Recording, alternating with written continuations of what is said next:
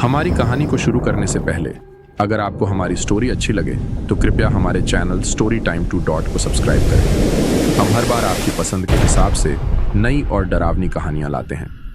हमारी स्टोरी में हम ज़्यादा वीडियो या एनिमेशन का इस्तेमाल नहीं करते, बल्कि हम इसे अपनी सरल और सच्ची भाषा में आपके सामने रखते हैं। अगर आपको हमारी कहानी पसंद आती है तो हमें अपना प्यार ज़रूर दें। चलिए अब शुरू करते हैं आज की कहानी, जो एक रियल और डरावनी घटना पर आधारित है। ये कहानी हमें हमारे एक करीबी रिश्तेदार के माध्यम से मिली है। जब उन्होंने यह घटना हमें सुनाई तो उनकी आंखों में डर और चेहरे के भाव बता रहे थे कि यह कहानी सिर्फ शब्दों की नहीं, बल्कि उनकी रूह पर गहराई से छपी एक सच्ची घटना है। उन्होंने कहा, जो हमने सहा है उसे भूल पाना नामुमकिन है। यह उस घर की बात है जिसे अब लोग मौत का घर कहते हैं। यह घटना कुछ साल पहले की है, जब उनके परिवार ने गांव के पास एक पुराना मकान खरीदा था। घर बड़ा और सस्ता था, लेकिन आसपास के लोगों ने उन्हें चेतावनी दी थी कि वह घर भूतिया है। उन्होंने इसे मात्र अफवाह मानकर नजरअंदाज कर दिया। पहले कुछ दिन सामान्य बीते, लेकिन धीरे धीरे घर ने अपना असली रूप दिखाना शुरू किया। एक दिन दोपहर में जब घर के बच्चे खेल रहे थे तो अचानक रसोई में रखे बर्तन अपने आप जमीन पर गिरने लगे। ऐसा लगा जैसे कोई अदृश्य शक्ति उन्हें इधर उधर फेंक रही हो। बच्चे डर के मारे रोने लगे।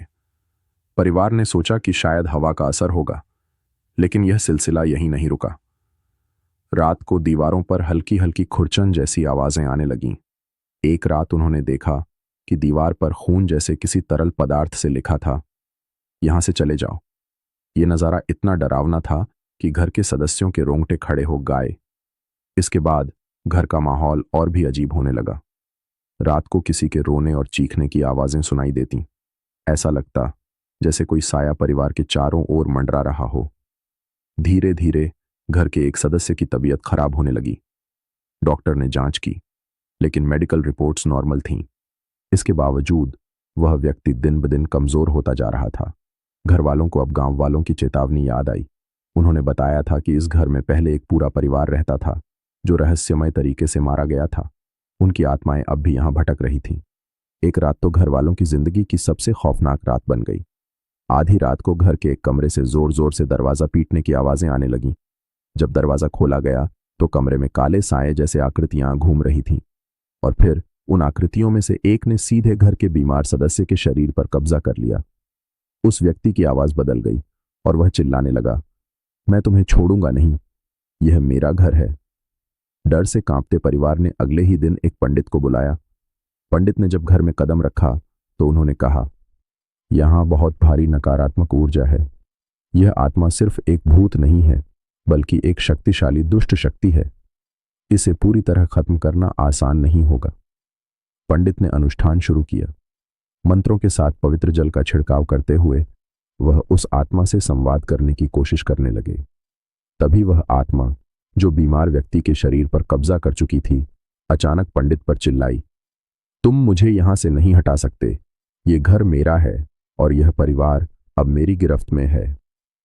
पंडित ने कई प्रयास किए, लेकिन अंततः उन्होंने परिवार को यह साफ बताया कि यह आत्मा इस जगह से पूरी तरह नहीं हटेगी।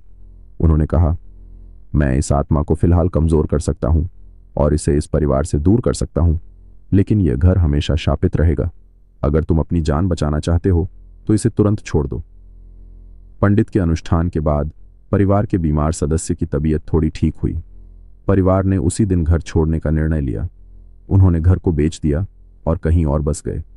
आज भी उस घर को मौत का घर कहा जाता है। कोई वहां रहने की हिम्मत नहीं करता। इस कहानी से यही सीख मिलती है कि कभी कभी सस्ता सौदा हमारे लिए सबसे महंगा साबित हो सकता है। कुछ जगहें ऐसी होती हैं जहां इंसानों का रहना शायद प्रकृति ने तय नहीं किया। मौत का घर अब भी वहां खड़ा है, लेकिन उसकी खामोशी के पीछे छुपे रहस्य को शायद कोई नहीं सुलझा सकता।